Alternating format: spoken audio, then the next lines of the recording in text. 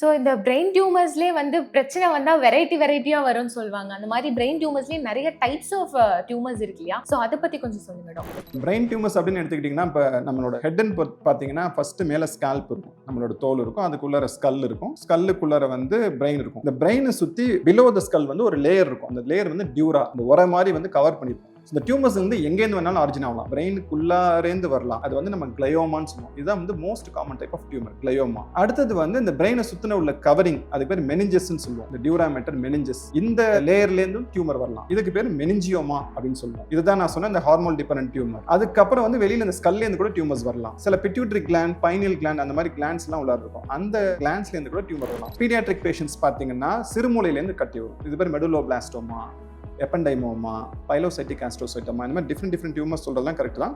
எந்த பகுதியிலேருந்து வருதோ அதுக்கு தகுந்த மாதிரி பாதிப்பு இருக்கும் பேஷண்ட்ஸ்க்கு. அதுக்கு தகுந்த மாதிரி சிம்டம்ஸ் இருக்கும். ஸோ அதுக்கு தகுந்த மாதிரி ட்ரீட்மெண்ட்டும் மாறும். நம்ம எந்த டியூமர் அப்படிங்கிறது வந்து நம்ம டாக்டர்ஸ்ட்ட போனால் அவங்க சிம்டம்ஸ் அசஸ் பண்ணுவாங்க. அதுக்கப்புறம் ஸ்கேனிங் பண்ண சொல்லுவாங்க. ஸ்கேன் பண்ணதுக்கப்புறம் அது எந்த டியூமர் டயக்னோஸ் பண்ணிட்டு அதுக்கப்புறம் அதுக்கான ட்ரீட்மெண்ட்டை வந்து நம்ம பார்ப்பாங்க.